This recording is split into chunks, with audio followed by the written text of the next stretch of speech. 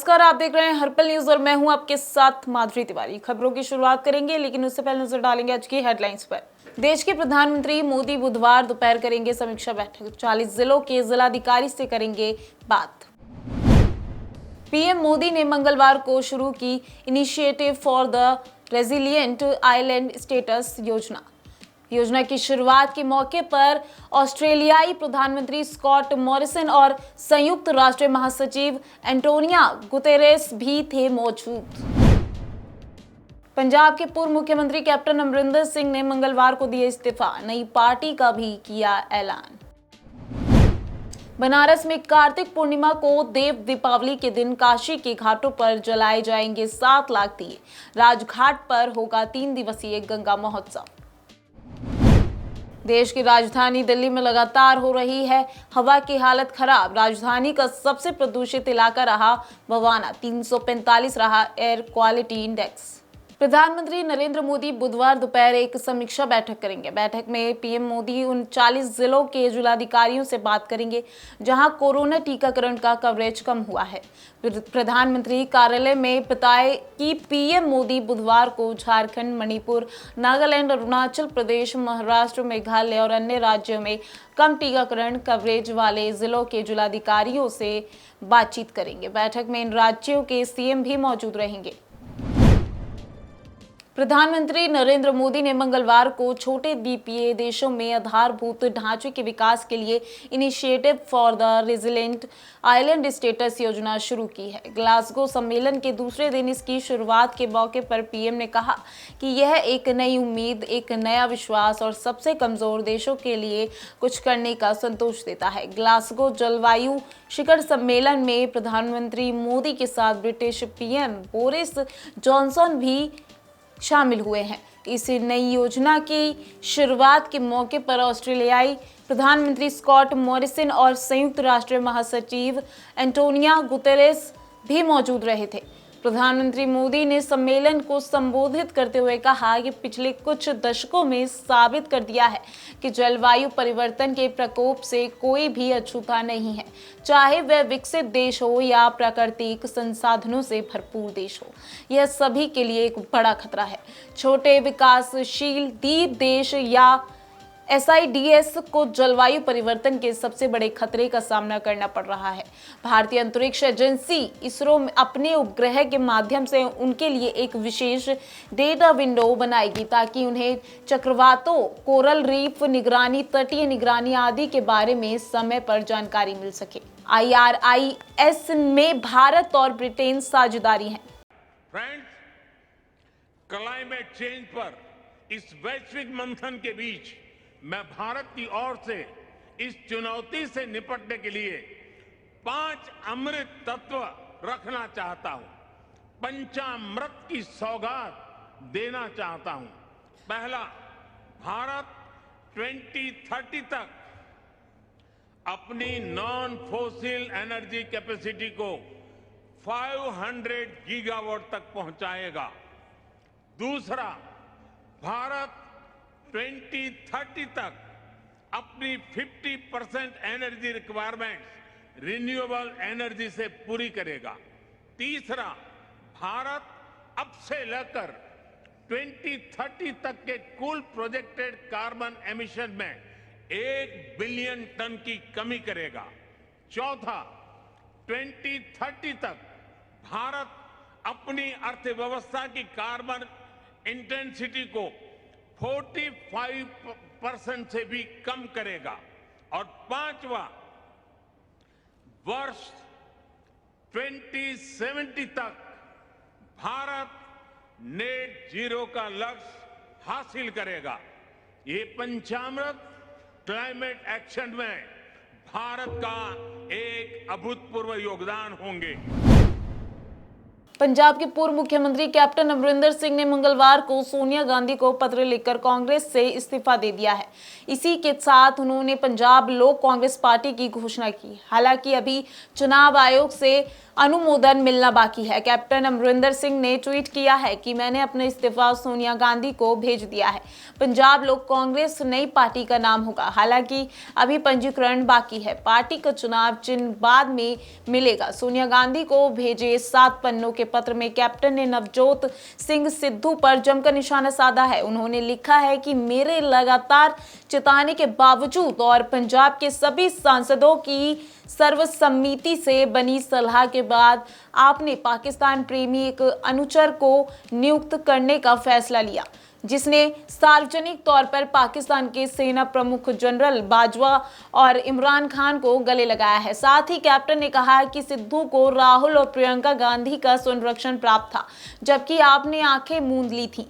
हरीश रावत ने सिद्धू की सहायता की और उकसाया भी। कैप्टन ने पत्र में कांग्रेस के साथ अपने लंबे कार्यकाल का जिक्र किया है और यह आरोप लगाया है कि उन्हें अब पार्टी में मान सम्मान नहीं दिया जा रहा था। बता दें कि पंजाब के मुख्यमंत्री चरणजीत सिंह चन्नी इन दिनों कैप्टन अमरिंदर सिंह के करीबी नेताओं से मुलाकात करने में जुटे थे। वह लगातार कैप्टन के करीबियों को मना रहे थे। इस बीच मंगलवार को वह नवजोत सिंह सिद्धू, राणा केपी सिंह और हरीश चौधरी के साथ उत्तराखंड पहुंचे।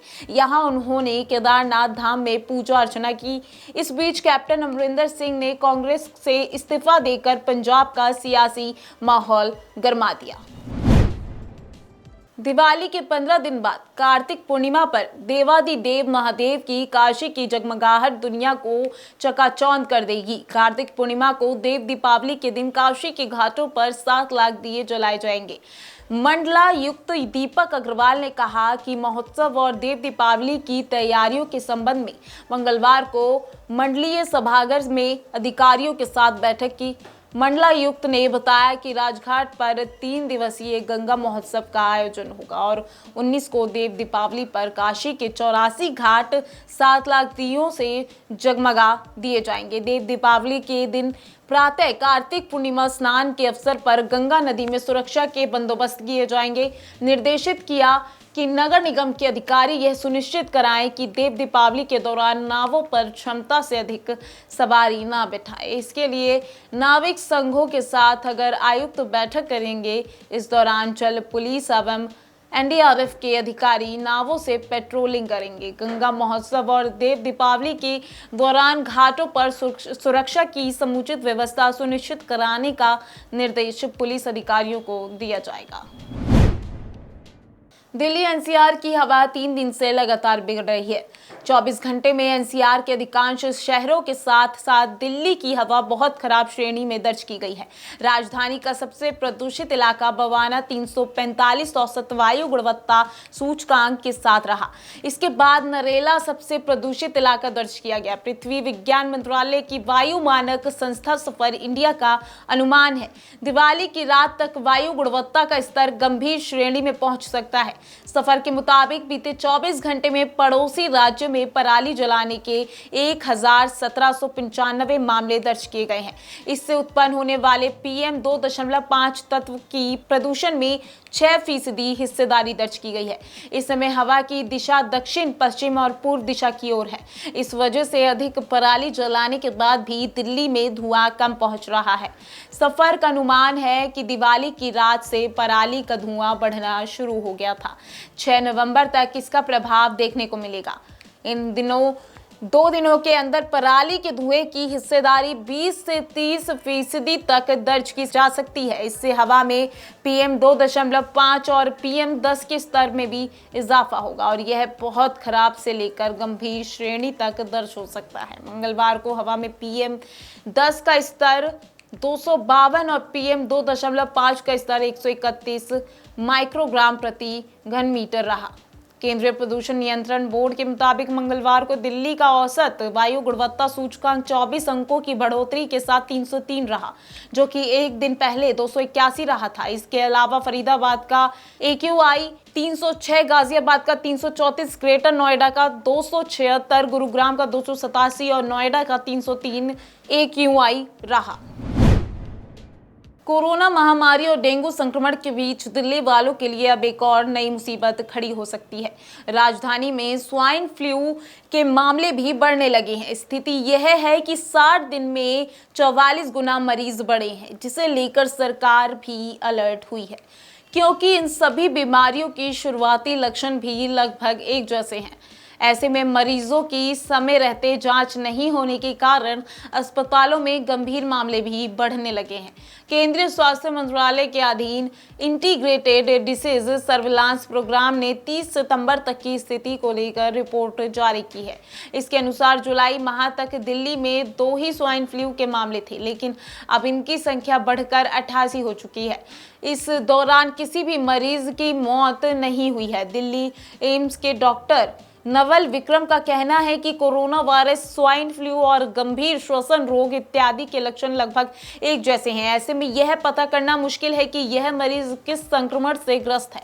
हालांकि ऐसे मामले में चिकित्सा अंदेशा के आधार पर आगे बढ़ती है और दबाव का असर भी देखा जाता है। अगर किसी मरीज को फ्लू या सांस की दिक्कत है तो उसे जांच जरूर कराना चाहिए। वहीं आरएमएल अस्पताल के मेडिसिन विभाग के डॉक्टर अमित अग्रवाल का कहना है कि इस वक्त हर तरह की बीमारियां आक्रामक रूप दिखा रही हैं। अस्पतालों में दिल्ली के मरीज तो हैं, लेकिन साथ ही आसपास के क्षेत्रों से भी मरीज इलाज के लिए पहुंच रहे हैं, जिनकी हालत काफी गंभीर है। इसके चलते आईसीयू और अन्य वार्डों में मरीजों की संख्या काफी है। तालिबान के कब्जे के बाद से अफगानिस्तान की स्थिति काफी खराब हो गई है। इसे सुधारने के लिए भारत 10 नवंबर को एनएसए स्तर की बैठक आयोजित करेगा। इस बैठक में शामिल होने के लिए पाकिस्तान ने नया पैंतरा अपना लिया है। उसने बैठक में शामिल होने के लिए भारत के अनुरोध को ठुकरा दिया। पाकिस्तान के राष्ट्रीय सुरक्षा सलाहकार मोईद यूसुफ ने कहा कि वह 10 नवंबर को अफगानिस्तान पर भारत द्वारा बुलाई गई बैठक में शामिल नहीं होंगे। दरअसल भारत ने इस बैठक के लिए चीन, रूस, ईरान और अन्य देशों के साथ पाकिस्तान को भी आमंत्रित किया था।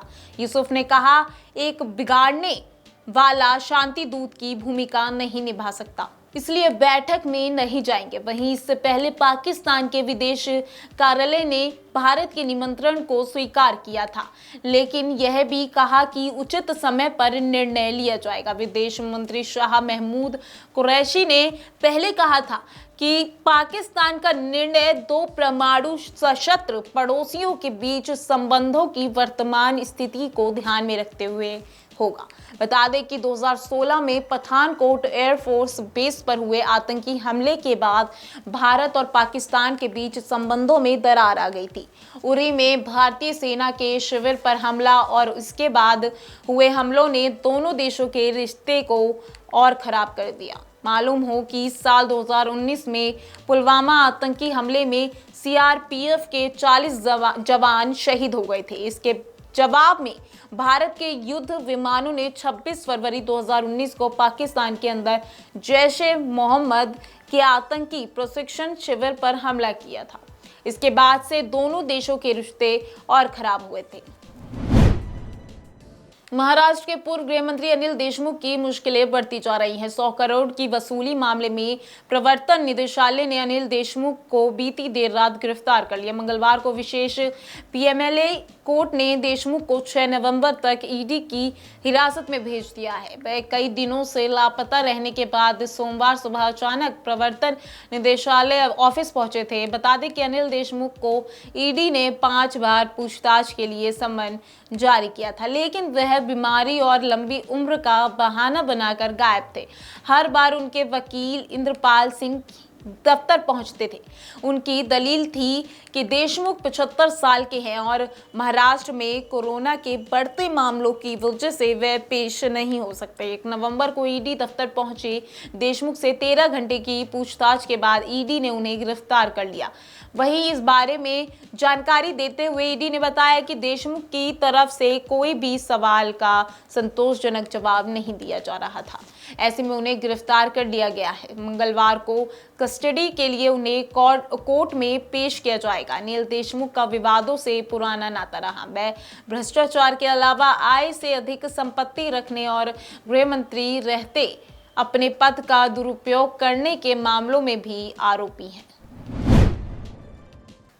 राजधानी दिल्ली में मंगलवार को एक शख्स की अजीबोगरीब हरकत के कारण अफरा तफरी का माहौल बन गया। धनतेरस के दिन भीड़ भाड़ वाले माहौल में शाम 4 बजे के करीब एक शख्स राजीव चौक के पास कन्नॉट प्लेस में वन प्लस के शोरूम में घुस गया और कहने लगा कि उसके पास बम है, वह पूरे इलाके को उड़ा देगा। इतना सुनते ही आसपास अफरा तफरी मच गई, लोग हड़बड़ाहट में भागने लगे। जानकारी मिलते ही पुलिस तुरंत हरकत में आई और प्रोटोकॉल का पालन करते हुए मौके पर पहुंची। फिलहाल पुलिस उस व्यक्ति को पकड़कर पूछताछ के लिए हिरासत में ले गई है। इसके साथ ही एहतियात के तौर पर बम निरोधक दस्तों द्वारा पूरे इलाके की जांच कराई जा रही है। 5 लाख लोगों के लिए बसाए गए चंडीगढ़ की जनसंख्या एक अनुमान के अनुसार वर्ष 2030 तक 20 लाख से अधिक हो जाएगी। शहर में हर दिन लगभग 200 वाहनों का पंजीकरण हो रहा है। बढ़ते वाहनों का असर यह हुआ है कि पिछले 7 दशक में शहर का औसत न्यूनतम तापमान 1.78 डिग्री जबकि अधिकतम तापमान 0.63 डिग्री सेल्सियस बढ़ गया है, जो शहर के लिए खतरे की घंटी है। बता दें कि 2 वर्ष 1951 में चंडीगढ़ की जनसंख्या सिर्फ 24,261 थी। पिछले 6 दशकों में चंडीगढ़ की जनसंख्या 44 गुना बढ़ चुकी है, 10 लाख से ज्यादा हो गई है। प्रशासन के अनुमान के अनुसार वर्तमान में यह आंकड़ा 14.5 लाख तक पहुंच गया है। तेजी से शहरीकरण और बढ़ते यातायात के कारण अर्बन हीट आइलैंड इफेक्ट से शहर के तापमान में लगातार वृद्धि हो रही है। अत्यधिक सर्दी का मौसम नवंबर और दिसंबर से जनवरी में खिसक गया है। यही नहीं, मानसून का पैटर्न भी बदल गया है। शहर के अलग अलग हिस्सों में बारिश की अलग अलग स्थिति का एक कारण ये भी है कि बढ़ती जनसंख्या भी तापमान में वृद्धि का एक कारण है। भारतीय मौसम विज्ञान विभाग के अनुसार पिछले 7 दशकों में शहर का औसत न्यूनतम तापमान 1.78 डिग्री जबकि अधिकतम तापमान 0.63 डिग्री सेल्सियस बढ़ गया है। तापमान में थोड़ी सी भी वृद्धि लोगों को अलग अलग तरीकों से प्रभावित कर सकती है, जो बेहद चिंता की बात है।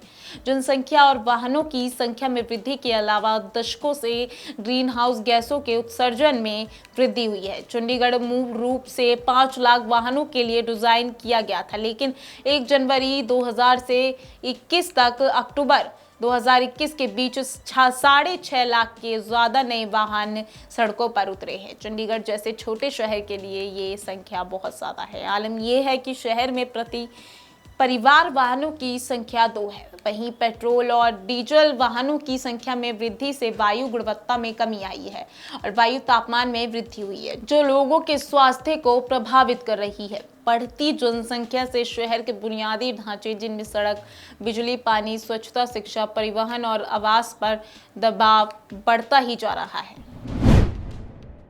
दिल्ली से पहले हरियाणा के गुरुग्राम में पटाखे फोड़ने पर रोक लगाने का आदेश देते हुए शहर में धारा 144 लगाए जाने पर मुख्यमंत्री मनोहर लाल के खिलाफ सोशल मीडिया पर लोगों का गुस्सा उतरा है।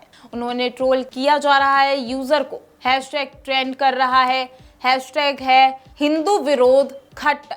एक यूजर ने लिखा है कि हरियाणा के मुख्यमंत्री पद से उन्हें हटाकर किसी और को सीएम बनाना होगा। यूजर ने आगे लिखा है कि इनसे ना तो गुरुग्राम में सड़क किनारे नमाज संभल रही है और ना ही मेवात इलाके में काबू में आ रहा है। ऊपर से ये अब दिवाली में पटाखों पर रोक लगाने के लिए धारा 144 लगा रहे हैं। एक और यूजर ने लिखा है कि पहले हमारे वोट ले लेते हो, फिर हमारे त्योहारों पर बैन लगा देते हो। क्या आप सच में हरियाणा के सीएम हो? गुरुग्राम में दिवाली पर धारा 144 क्यों लगाई जाए? दिवाली एक ऐसा त्योहार है जिसे पूरे प्यार और भव्यता के साथ मनाया जाना चाहिए।